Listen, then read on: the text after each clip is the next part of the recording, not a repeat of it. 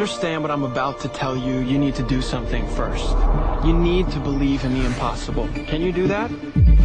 What do you desire that you can't have? Now you should at least give a brother a moment to say something heroic and clever. You have failed this city. Jesus, what kind of a preacher are you? There's about a dozen ways that I could stop you right now. But I don't think I have to. You're the boy from the circus. I started up a security firm. Finally, a superhero team I can actually get behind. In the future, my friends may not be heroes, but if we succeed, they will be remembered as legends. Welcome to the DC TV report for the week ending Saturday, August 24th, 2019. I'm Edward O'Hare, nickname to be determined. And I'm Sarah Netzley, academic by day, freelance writer by night. We're here to bring you recaps, news, and commentary for all live-action television shows based on DC Comics. And we have 2 new episodes this week, both of which aired so long ago that I've consumed a lot of other pop culture since then. Yes, it's weird when we record on a Saturday, but the shows are on Sunday. Yeah. It was nice to have that Krypton in the middle of the week, and it's we're gonna get Titans. We're gonna get Titans in a couple weeks. So nice is a strange word choice. There. Hey, rest in peace. All right, Krypton, rest in peace. R.I.P. Yeah. Mm-hmm. So I am doing back to school activities because the new school year is starting very soon. Oh. Pour one out for my free time. But I ended up at a table with some very nice ladies who were very interested that I have a podcast, wanted to know what it was called. We have added it to their podcast queues on their smartphones. So if you're listening, hi. Hey. This is my friend from Staten Island I was telling you about. Hello, ladies. Well, that's cool. That's yeah. So back to school. So I'm guessing you go into Staples, or you're an Office Depot person?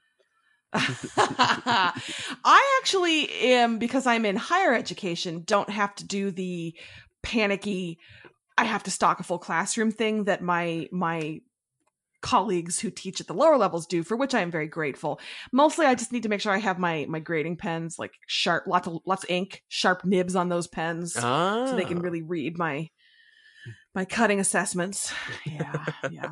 It's actually kind of tragic. I love, like all right-minded Americans, I love office supplies. So of course. Are you now when it comes to pens, are you into Bic or Papermate?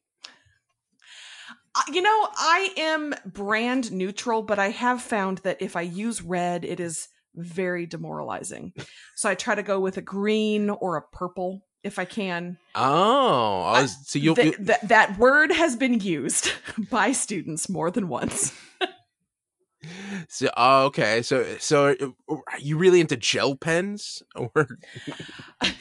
I know I like a felt pen, unless I have to write a lot of comments, and then the tip is a little too thick for that. So then a nice precise like ballpoint that flows really smoothly. It's really nice. So gel pens feel a little fancy for my blood, but if anybody has a gel pen recommendation, I'm open to it. At Sarah Netzley on the Twitters. Yes, tell me what you love.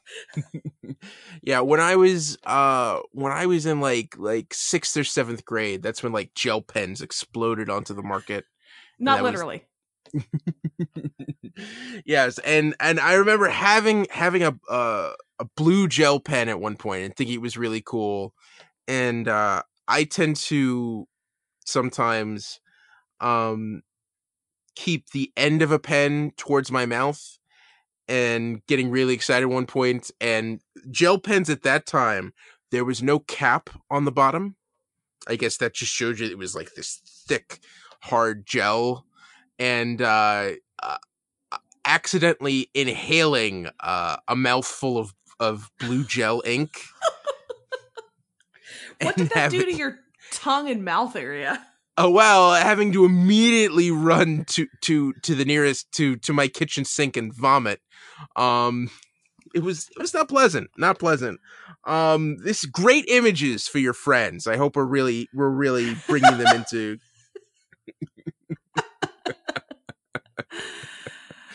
Yes. Yeah. That's the most graphic. I mean, you know, it's not like we're watching The Boys here. We're not going to get that graphic here. Which I caught all of that this week. And yeah. So The Boys. Sarah, what else is going on?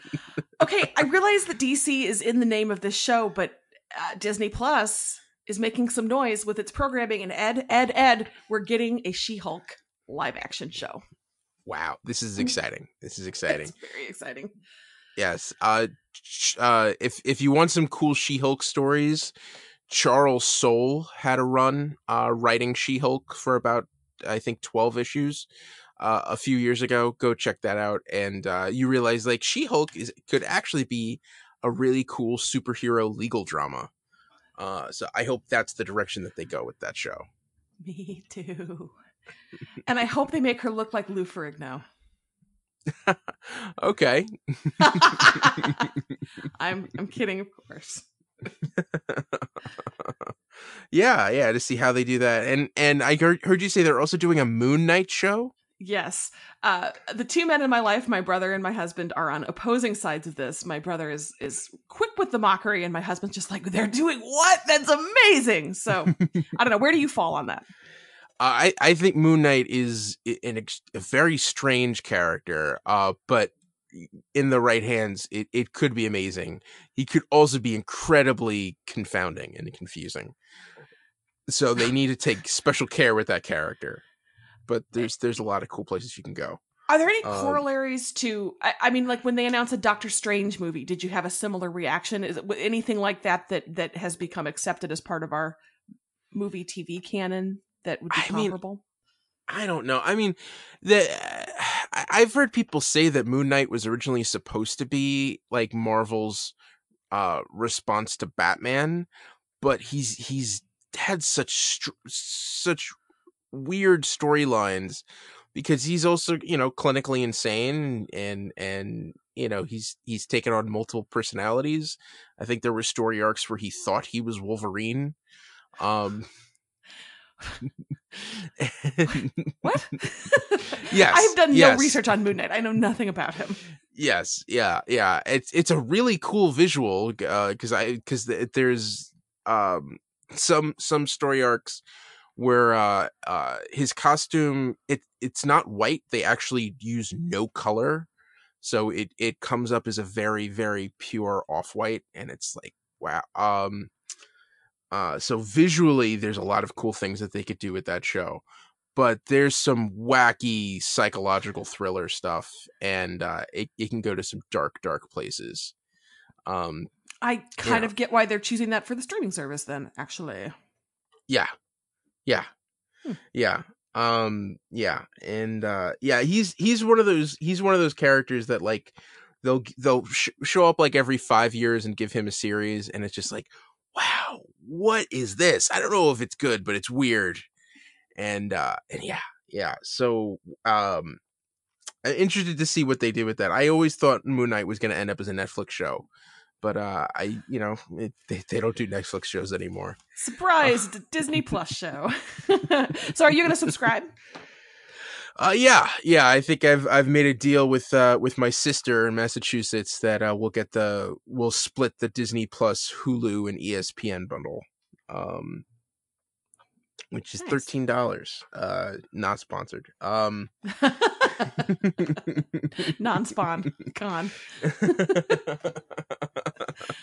We have not made that decision that every person has to make in their lives at this point. Do I do Disney Plus or not? So I suppose that'll be. Well, you have until November, so. Yeah. Mm-hmm. Well, that's been 10 minutes of non-DC talk. Yeah, and we had 2 really good episodes. I'm excited to talk about these. You ready to jump in? Let me reach back into my memory. of these. Yes, let's do this. All right, first up, Pennyworth. Season 1, Episode 5, Shirley Bassey. Bet and Peggy Sykes discovered Lord Harwood begging, brought him back to the Spicer's house, and nursed him back to health. The No Name League tasked Thomas Wayne to organize the assassination of Dr. Francis Gaunt. Alfred was in shambles after Esme's murder until John Ripper made Alfred go jogging with him. Last minute reveal, Margot Thwaites, the new leader of the No Name League, was joined in bed by John Ripper. Okay, can we agree that jogging in the 60s is weird?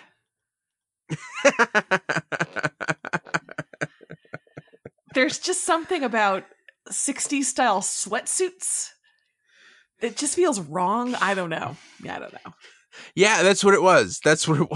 You know, this was before you had like fitness centers. This is before like Nautilus had all those training machines.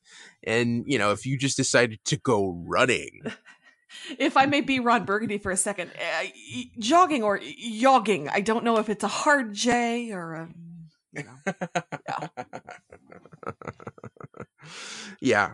Yeah. And, but yeah, I thought that was interesting. You know, seeing John Ripper get involved, and like Alfred needed something, you know? Yeah.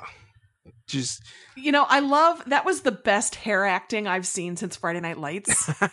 I didn't even know who that pale person was at first, because when you push his hair forward and you can't see that magnificent widow's peak, he's just some dude. So that was excellent to show the internal distress. You show the disarrayed hair. It's a whole different Alfred. Yeah. Yeah. And you saw a lot of time pass in this episode, like months, you know, they talking about months later.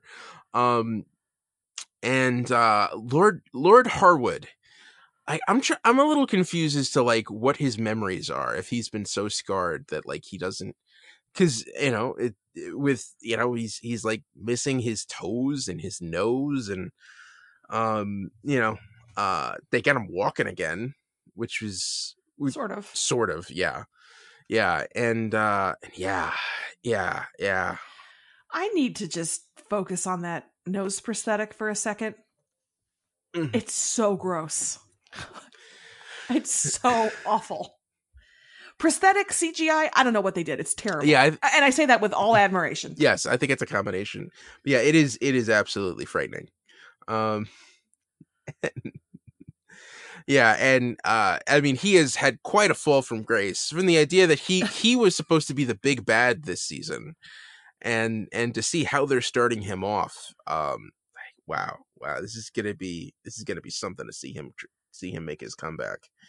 Yeah, I was gonna say, if he arcs back up to being the big bad again, that he could be really, really, truly frightening, or a broken lunatic. Yes, we'll see. Yes. At this point, are the Spicers kind of into it? Do you think? I think maybe. I think that's definitely possible. Well, you know, after a while, Nightingale syndrome kicks in. Right? I guess so. Oh no, I'm sorry. Stockholm syndrome. Stockholm, yeah. Stockholm syndrome. It's the Florence Nightingale effect, and then there's Stockholm syndrome. So I mean, if they've been squatting there for months, it's like, well, you know, they feed us. It's not so bad. You know, I that dog collar's kind of comfortable. You know, yeah,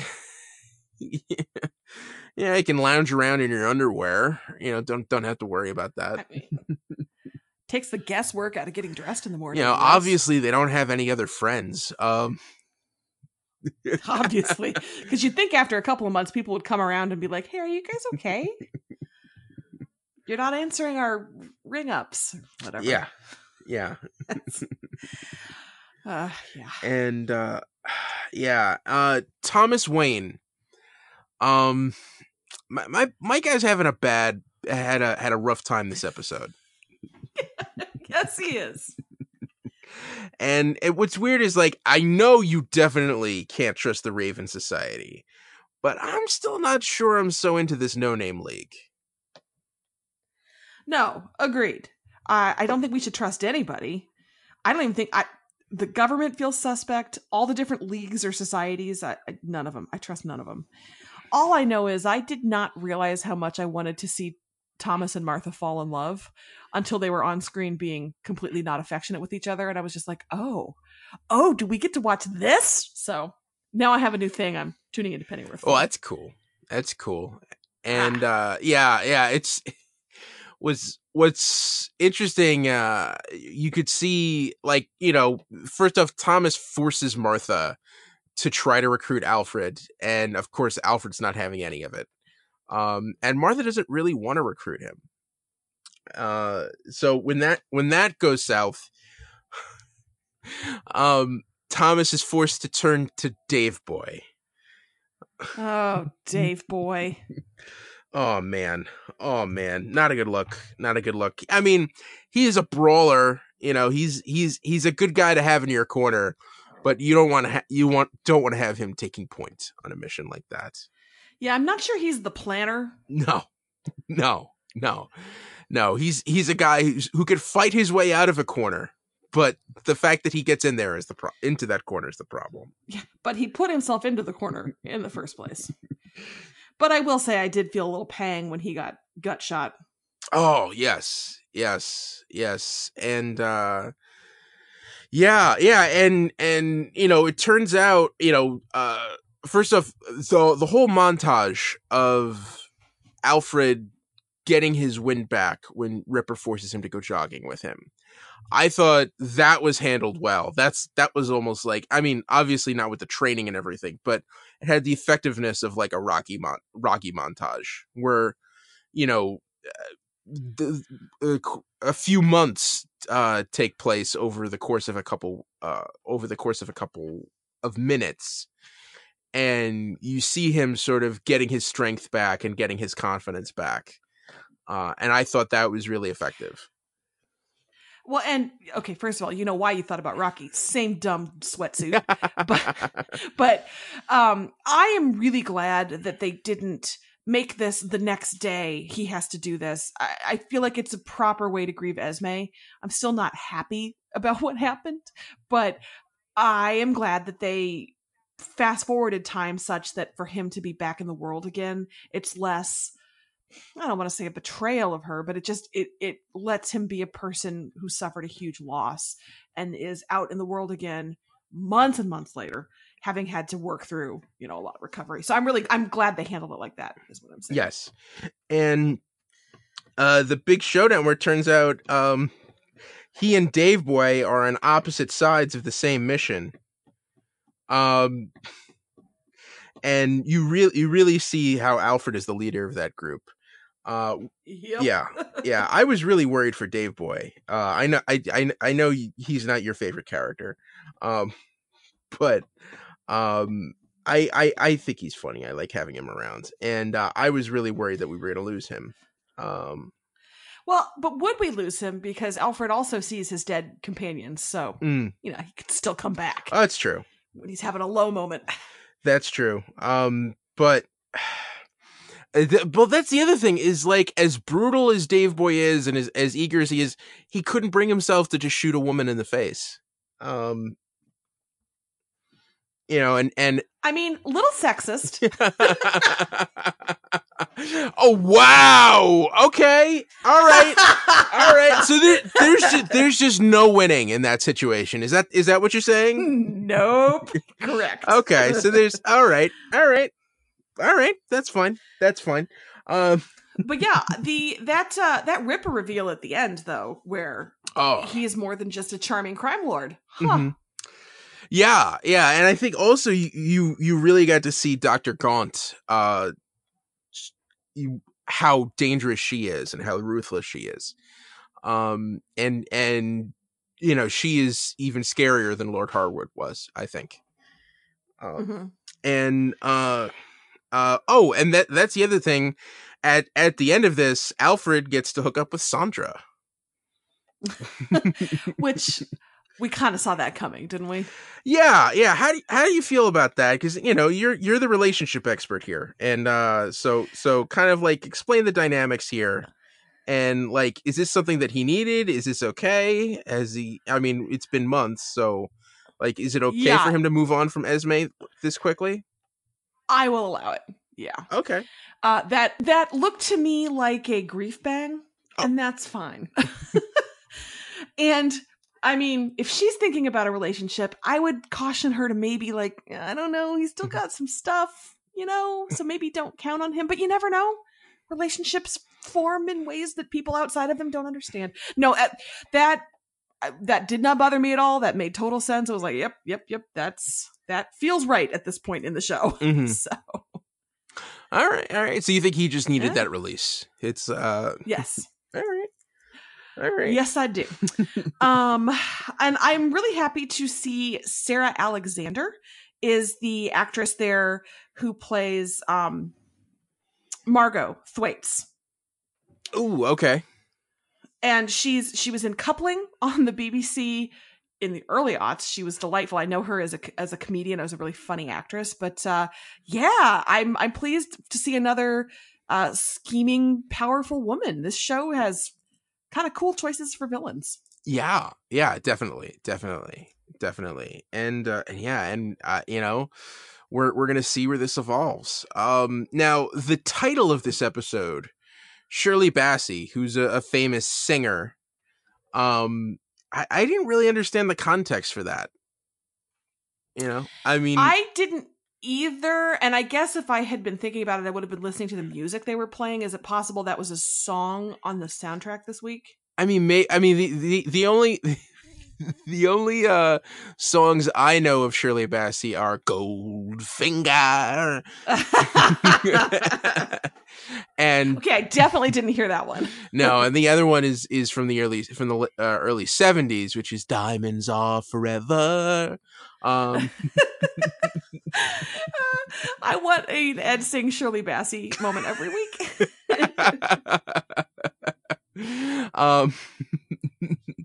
So no, I mean, I just know her for the 2 James Bond songs that she did.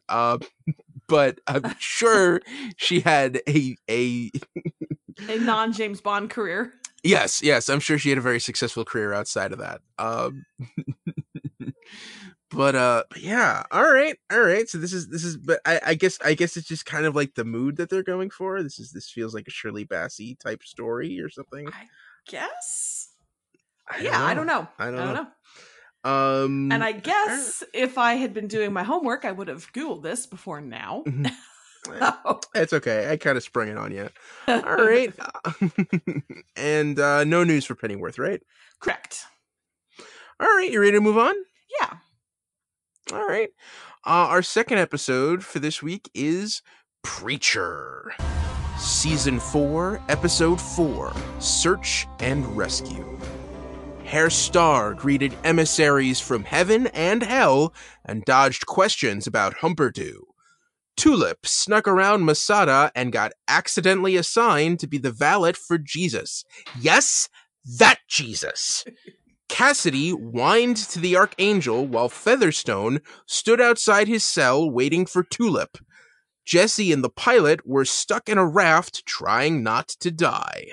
Last minute reveal, Arseface crawled out of a hole that Saint of Killers shot from the Gulf of Mexico through the center of the earth to Australia, and the pair strolled past Jesse's empty raft. All right. In the interest of not being a negative Nelly, I'm not going to say much about this episode. Oh, wow. Okay. Yeah, I am struggling with this season. I liked that we got a reappearing dead angel. We haven't seen that. That was season 1 stuff. Okay. A little bit in season 2. I enjoyed that. We got that back. That was fun. All right. Jesus was uncomfortably hot. Okay, that's it. I'm done. You say things now. Well, I've already spoken on this episode because I was a guest on Preacher vs. Preacher earlier this week. Please plug that. Get that episode. Must endorse. Yes. PV. So I already discussed a lot of this with our executive producer Bill Sweeney, but the main thing I was pointing out is this show, they do a lot with religion, they do obviously that, but I never actually thought that we were going to meet Jesus. Like And I think meeting Jesus undercuts everything. If the Grail actually has a pipeline to God and Jesus and all of it, it makes the Grail... When the Grail was kind of misguided and just trying to do what they thought was best, and it's like man's hubris in the face of the divine and blah, blah, blah, great. But now they actually have connections to the Trinity, right? Like that's... It just makes them a little more sanctioned and therefore a little less interesting. I don't know. I didn't need to see real Jesus ever. I didn't ever need to see real Jesus on this. I was surprised they brought him in. He seems like a real chill dude. So I just, real Jesus. Yeah. I was very worried initially, when they brought Jesus in. But I thought that they didn't do anything too outlandish with him. And I really like the idea. I like his approach. That let's try this the peaceful way. And even when that doesn't work initially, he still finds a way to help Tulip out without getting anybody killed. Yeah, he's a good dude. Jesus is a good dude. Yes. And I'm sure I'm going to be disappointed with whatever they do with him next episode. It will inevitably involve some sort of dick joke. You know it will. Like it's gonna happen. I don't know. And this might be a reaction from me as a comic reader saying, oh no, no. That actually having Jesus here changes the shape of I don't know. It was, pour one out for Pilot Steve. Do you want to keep talking about Jesus, or you want to? Oh man. Oh. Come on, Jesse. Come on. First you tell the guy to not feel pain. First you tell the guy to be positive. And that I thought was great. I thought, hey, we're going to get through this. This is going to be fine. And of course that gets his legs sunburnt to a crisp. Then as a pale American, let me say, I feel that pain. Yeah. Then you take the positivity off him and you start screaming, and you tell him to not feel pain, and he lets piranhas eat his hand off. And man. Yeah. I like watching Jesse screw up with the word. That is cool. Yes. I feel like we haven't seen enough of that in the show. Yeah, but Steve the pilot deserved better. R.I.P. Steve the pilot. Yes, not to be confused with Steve the pirate from Dodgeball, a true underdog story. Yarr. Oh, Alan Tudyk. But that was, it was a nicer Jesse. I shouldn't say nice. I mean, he's still screwing up left and right, but he was trying. He was doing his best. He was, talking things up. It was good times. Yeah, I feel like you had. I mean, you had a lot of good character moments in this episode. I thought it was cool with Tulip that she was learning to think outside the box and realize that going in and just shooting everybody up isn't the only option. I thought Jesse kind of coming to terms with the consequences of his power, and and it's sort of a test of like, is the mission he's on worth it? And kind of seeing the big picture a little bit. I thought that was cool. And Cassidy, I thought his rapport with the Archangel, and them actually helping each other escape, I thought that was a good option too. I'm shocked it took that long for those two to team up to escape. That seems like that would be the go-to first choice if I were Cass in that scenario. But obviously he's been getting in the way of his own escape for ever and ever now. So sure. I thought the Cassidy stuff was the strongest of the episode this week when he gets that gun to his head and is making eye contact with Tulip, but talking to Featherstone, who can't see Tulip. That was exquisite. the acting, the motivation, the all of it. My favorite recapper of Preacher right now is Zach Hanlon for the AV Club. And he pointed out this week that Cass should be the main character of this show. Jesse is so unlikable and so like, I don't know. He's not. Cass is the one who is making mistakes and trying to correct them and thinks he's a bad guy, but he's really not a bad guy. In the comics, he's a bad guy, and we think, oh, maybe he's not that bad a guy. No, he's a bad guy. But in the show, he really is the sort of flawed, but striving to be better, self-defeating, but self-aware. Cass is the most interesting character on the show. And that shocks me because he was not my favorite character in the comics. And this week, I think, proved that. Jesse's storyline was interesting, but he's got a long way. He's just not the Jesse I wanted him to be, but Cass is the Cass I didn't know I wanted, but got, and I'm thrilled about it. All right. There. I'll leave that there. Yeah. And Hairstar's having a rough time.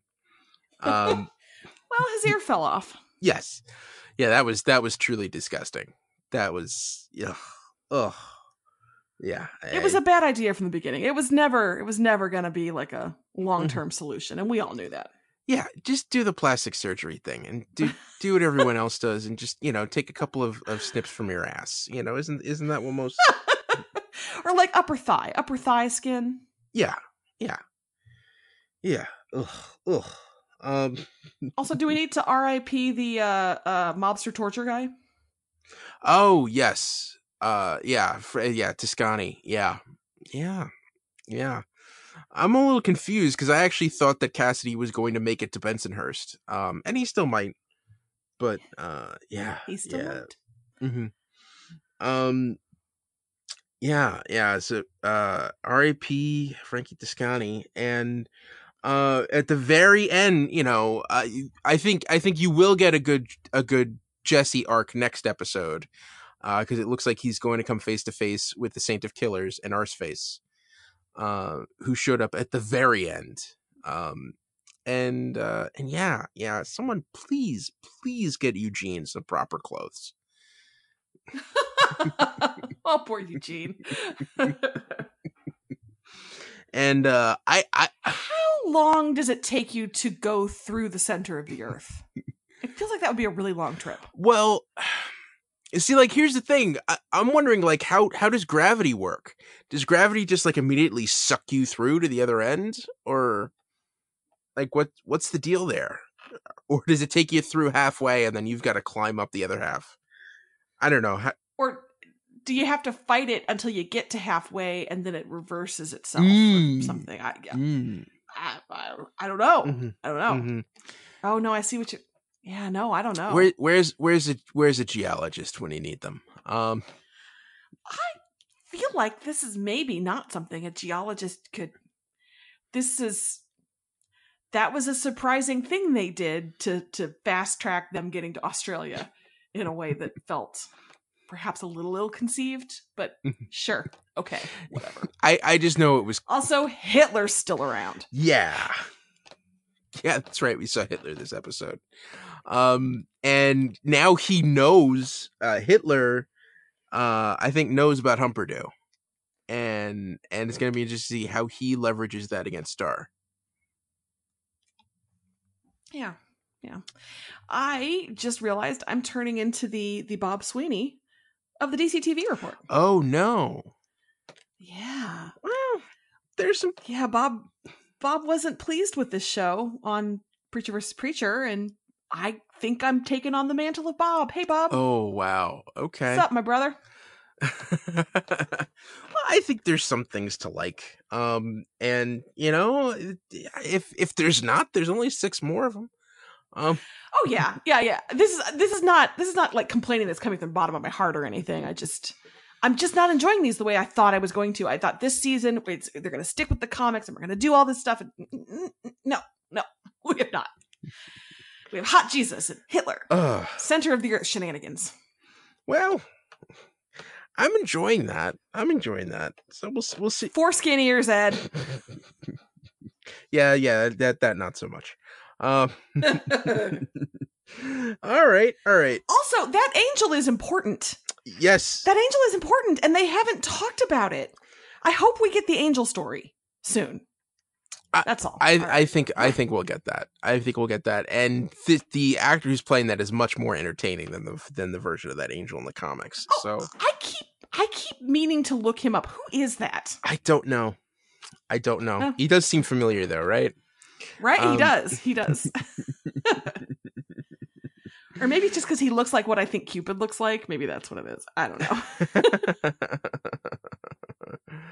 All right. Anything more on the episode? No. Thank you for putting up with me. Stop. Don't say that. All right. So, and there's no news for Preacher, right? Correct. All right. So time for news for the shows. Okay, let's be brisk. Okay, so let's start with the CW Arrowverse. Unlike usual weeks where we talk about crossover stuff, this is more just sort of across the Arrowverse news where we got a bunch of deleted scenes from the past season of all these different shows that dropped. So we've got a deleted scene where Supergirl meets Dr. Deegan in the crossover. We've got Sherlock on The Flash coming up with a formula for romance that's kind of cute. And then we actually got some scenes that were a little more revealing of the plot, I think. We had an Arrow deleted scene where Diggle's son, Connor, implies that Diggle did not trust Roy and Dinah in the future. So, you're lucky I'm here and not my dad, he says. And then we have a deleted scene from Supergirl where Clark/Superman teaches Oliver how to use the speed powers and really talks to him about what that means and that he has to run towards something. And that felt like a really important character moment that got cut. And also it gave us some really good Tyler Hoechlin Superman content. So yeah, if you're interested, you can track those down across all the various entertainment and comic websites. But definitely look for that Clark Kent teaching Oliver Queen a running lesson, because it's good stuff. Cool. Yeah. That sounds exciting. Yeah. So they're all kind of fun, It's interesting to see these 60-second scenes that they cut for time and how important or not they were for the overall arc. Anyway. Okay, moving on to news for individual shows. Let's start with Arrow. Ed, are you ready? I'm ready. We're getting another returning face. Ooh, who is it? Malcolm Merlyn coming back for season 8. Yay! I knew he wasn't dead. Yeah. Well, I mean, a lot of dead people are coming back, so it could very well be time traveler alternate universe, but I hope he's alive, because you know what? John Barrowman didn't make that deal with Satan to stay forever young for nothing. So let's bring Malcolm Merlyn back. Yeah. Yes, definitely. Yes. Definitely. And Stephen Amell gave an interview talking about the ending that Oliver has at the end of season 8 is what he's been pitching to the writers forever. So he is very pleased with how Oliver ends up. So I don't trust Stephen Amell. I'll be honest. Every time he says that, I'm just like, oh God, is Oliver going to die horribly? Like, I don't know. I worry about what he sees for that character, but I don't know. Did you see he already booked his next series? Do I like wrestling now? Am I a wrestling fan? I just finished Glow season 3. It was incredible. And now Stephen Amell is going to be a wrestler in his family's struggling wrestling empire. Yes. Who plays a heel in the ring, but is a nice family man outside of it. I cannot wait. Yeah. How does it sound to you? I think it sounds fun. There's a show on Stars. It's going to be called Heels. I think it's with a Z. And yeah, I agree with you. I think that sounds exciting. I think it's definitely in his wheelhouse. And yeah, I've been waiting for that type of show, because there's if you know anything about the history of pro wrestling, there was a time in like the late 70s, early 80s where wrestling was very segmented across the country, and then Vince McMahon kind of swooped in and united everybody.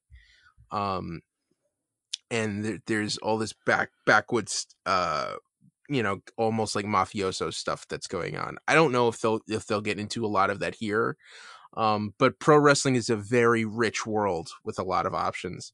And yeah, I'm interested to see that. And I think he's a great actor, and it's nice to see that he's still going to be working, that he's not going to be typecast as Oliver Queen for the rest of his life. Yeah, that's a good point. Well, and he had made some comment about how somebody asked if he was going to wrestle again.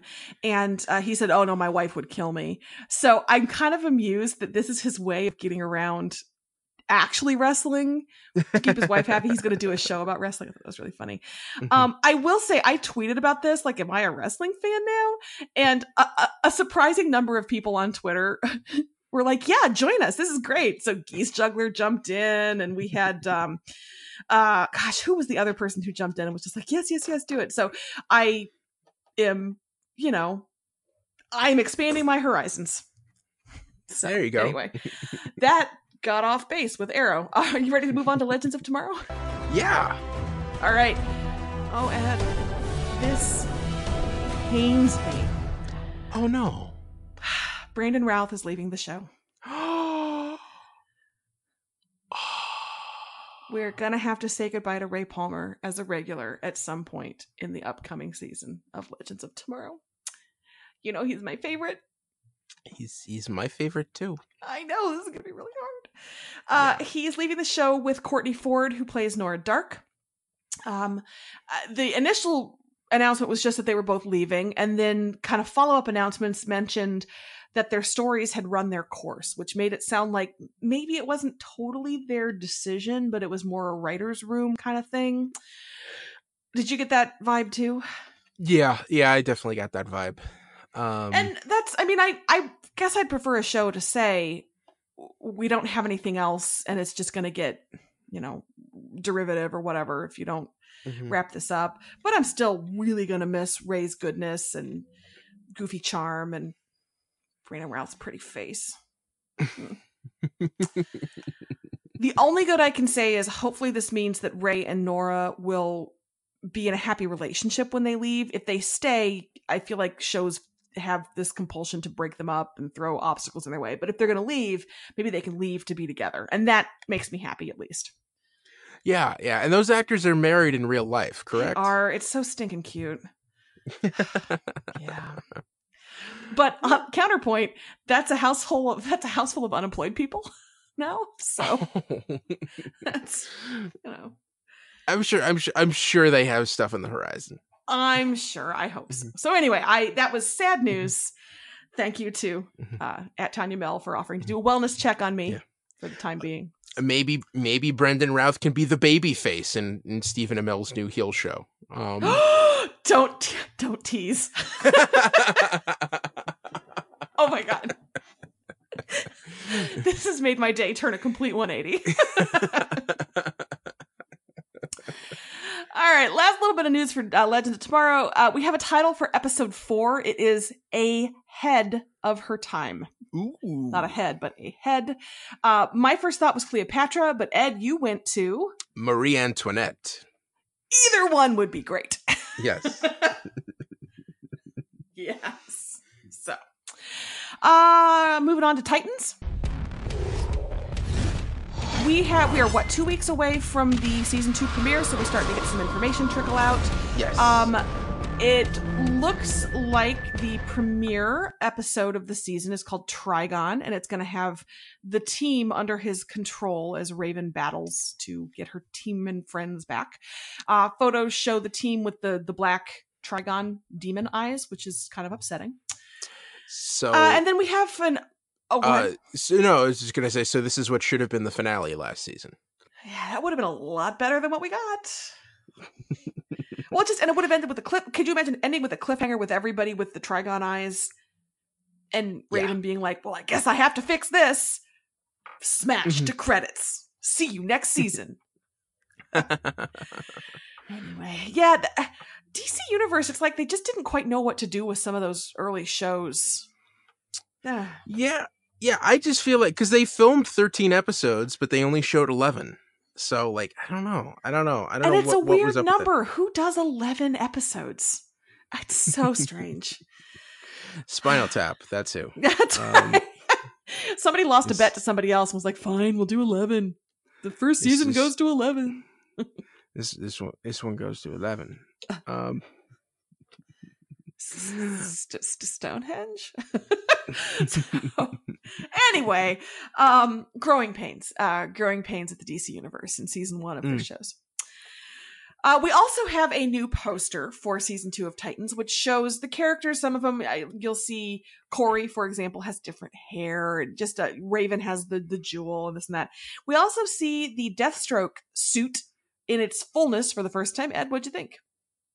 I thought it was okay, but like really dark. I want that orange in there, you know? Yeah, it is very DC Cinematic Universe looking to me, in that it's kind of gray, weirdly scaled. I don't know. Yeah. I like the shiny, bright. Yeah, although we saw Joe Manganiello suit up as Deathstroke, and that guy had orange. So look, I was just aware that it was Joe Manganiello under there, so I didn't notice any armor. So I gotta be honest. Okay. Last little bit of news. Legendary Man Ogler. Michael Mosley has been cast as Dr. Light. Ooh. Now, Ed, Dr. Light sounds like a happy, bright, cheerful character. Dr. Light brings light. I'm correct, right? Well, he's a bad guy who can control the light spectrum. There have been other good versions of him. Actually, there's a female Dr. Light who is a hero. But Dr. Light's a mean guy, and if you hear Identity Crisis deals with something horrible that he did to Sue Dibney. They're not. Yeah, they're not going to cover that on Titans. But he is a classic Titans villain from the 80s. So I'm interested to see what they do with that character. Now, I said the name Michael Mosley. That wasn't a name I recognized, but then I saw his face and was like, oh, that guy. So Michael Mosley he's in Ozark. He was in Criminal Minds. He was in that last season of Scrubs. Yeah. He was the pilot on Pan Am whose dad sunk his astronaut career. Let me talk to you for a while about Pan Am. It was great. It was canceled too soon. I remember him on Sirens, which was another show that really never got out of the gate, about EMTs. Basically, Michael Mosley is this like charismatic schlub who never breaks out of any show that he's in.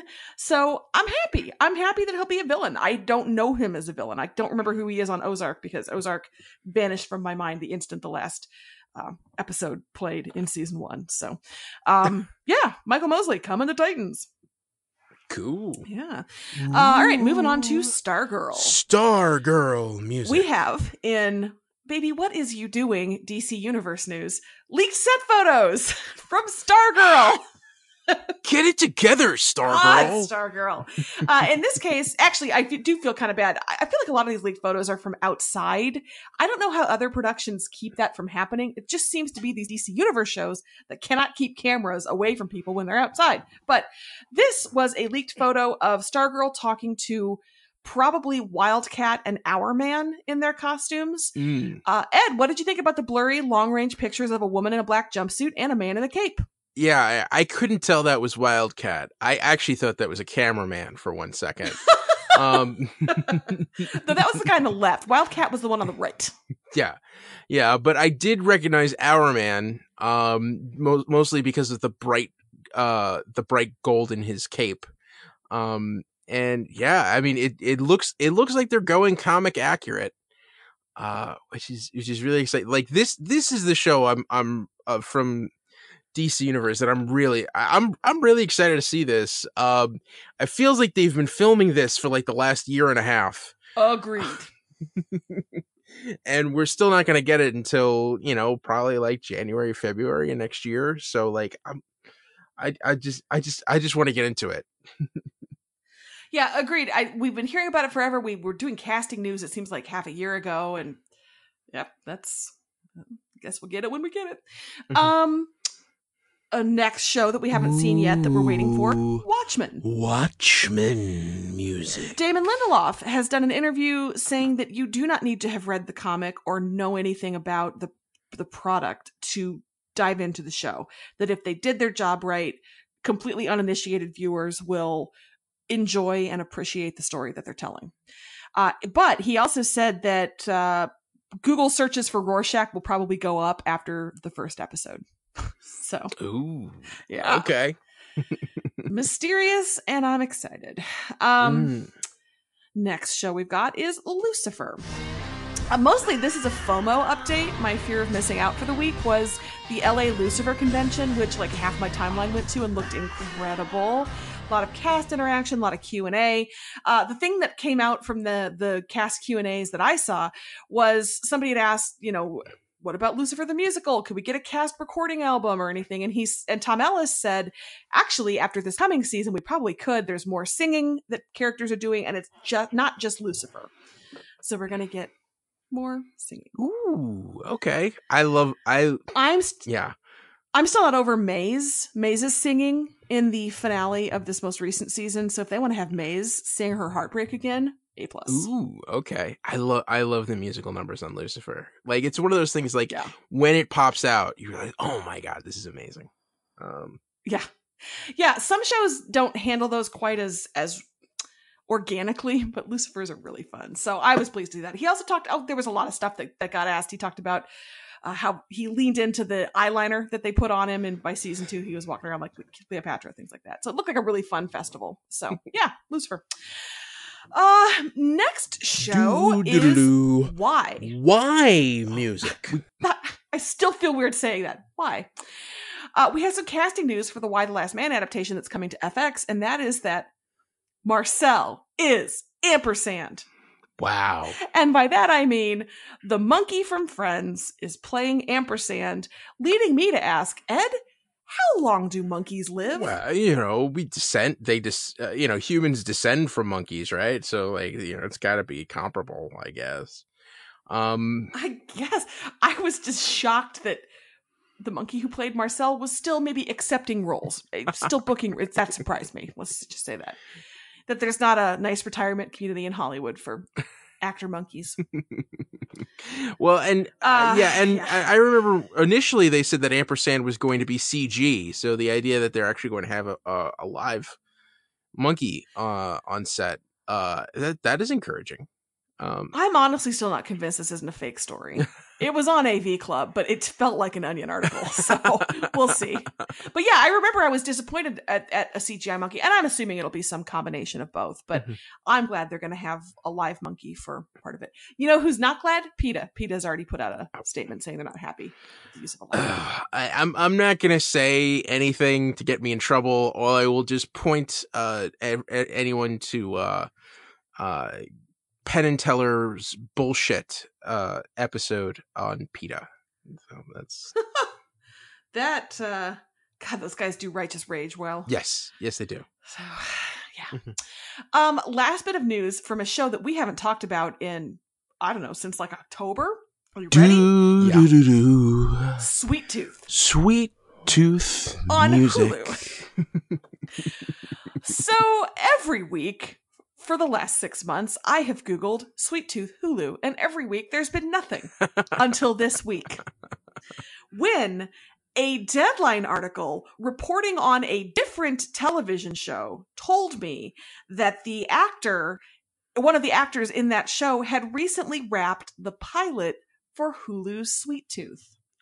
So, I'm sorry, it was an indie horror movie that was wrapping, and that this actor had just finished filming the pilot, who's also in this movie. So the actor is Christian Convery, who is a child who apparently is in Sweet Tooth, the pilot of which is done, and we haven't heard much in the way of casting or anything, which makes me a little nervous. Oh, okay. All right. Well, I mean, this is sort of a it's a very strange show. Looks like they're going really, really low key with it. Sweet Tooth is a little boy.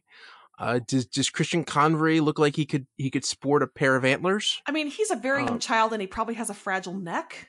But if the antlers were constructed of light enough material, yeah, I think actually it would really work with him. He looks like he's got kind of golden blonde hair and sort of ethereal, angelic features. Does that track? Yeah.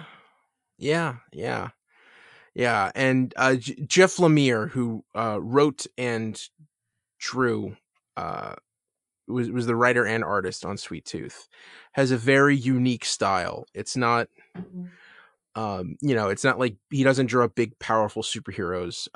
It's a very stylized kind of thing, and he tends to do more human stories. If anyone's a fan of Essex County or The Underwater Welder, he did that, and he's written a bunch of other stuff. He's a great writer. He's written a bunch of great superhero stories. But this was his indie work, and yeah. So we're actually, Sweet Tooth is a thing now. It's a pilot, so we don't know if it's going to go to series, and we may never see it. But just the fact that someone decided to take a chance on putting that into the world, I'm really intrigued. Well, and the fact that we haven't really heard a lot of big casting news makes me wonder if they're really going with unknowns, and that's why nobody bothered to do any stories about it. I don't know. Or do they do pilots where they just kind of put people in and show Hulu what they could do and then reply? I don't know. But I just wanted to tell people the words Sweet Tooth were used in a news story for the first time in like half a year. So, hey.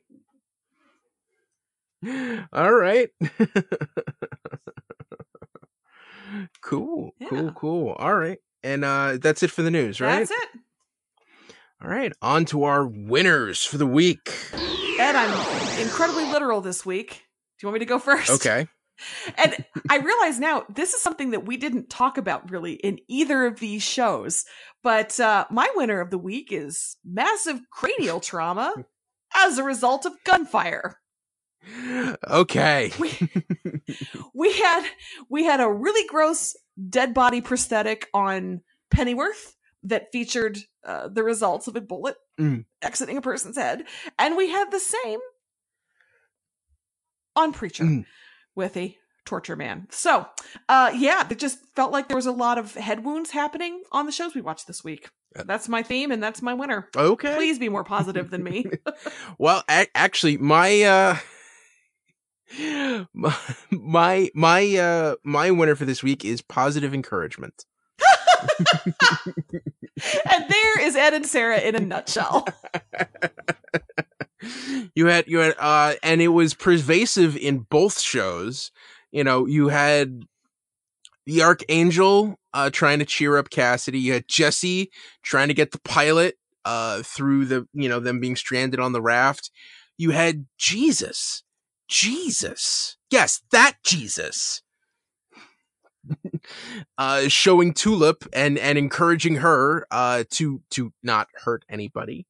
And then on Pennyworth, you had the Psych Sisters and the Spicers help Lord Harwood get his second wind, and you had John Ripper basically smack some sense into Alfred and said and get him off his ass moving. And I think you had encouragement going through both shows this week. You are correct. That was probably better than gunfire deaths. Not better, just different. That is Ed being positively encouraging. All right, Sarah. That's another one in the books. We did it. So we did it. All right. So I will. I think that's it.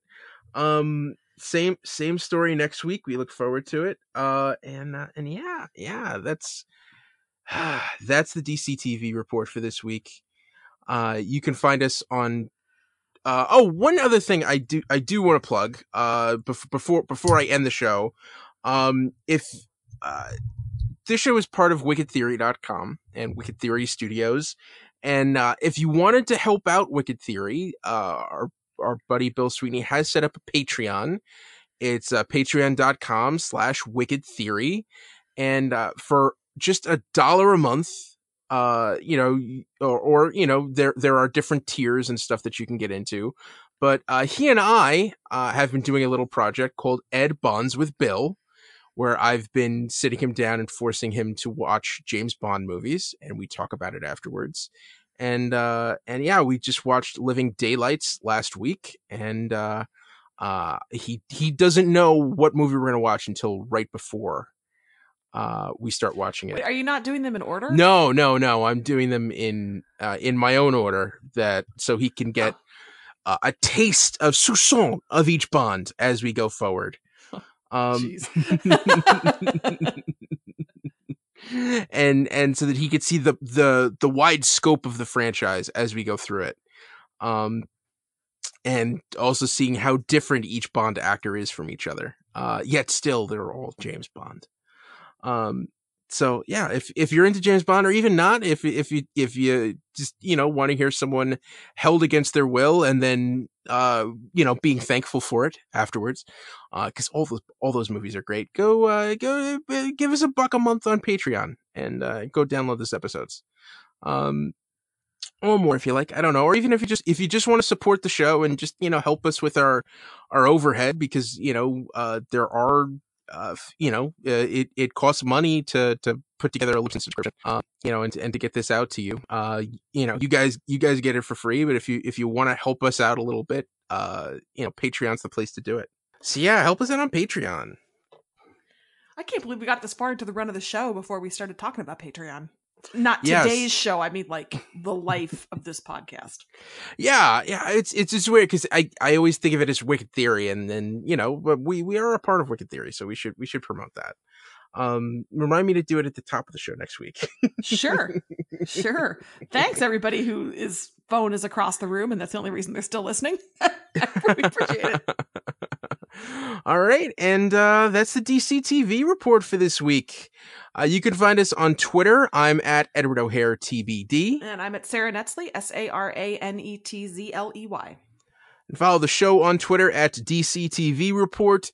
Send along your emails to dctv@wickedtheory.com. Also, be sure to subscribe to our show on your podcast app of choice and rate and review us. That helps more people find us. Check out our sister shows, the Wicked Theory Podcast and Preacher vs. Preacher. This has been a Wicked Theory Studios production. Executive producer, Bill Sweeney. Visit us at wickedtheory.com. Shazam, everybody. Shazam. Shazam.